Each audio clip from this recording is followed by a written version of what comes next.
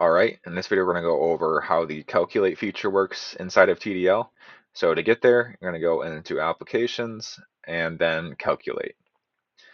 Now I can start tapping points. So if I want to know the distance between 178 to 177, I'll tap 178 and 177.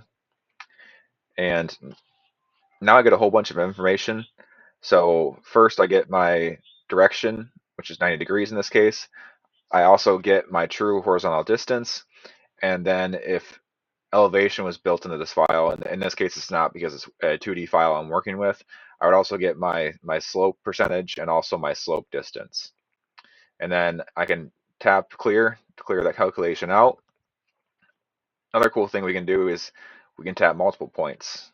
So we can go 177 to 178, and then if I tap 98 down here, now I also get square area, I get perimeter, and then again, if elevation is built in, I would also get 3D area and 3D perimeter.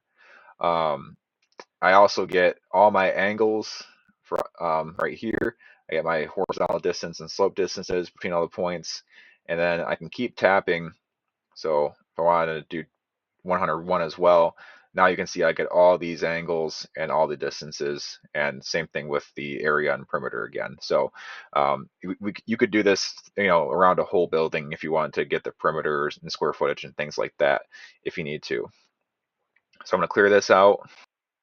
So we can also just use this on lines. So I can tap a line. So I'll tap this one up here.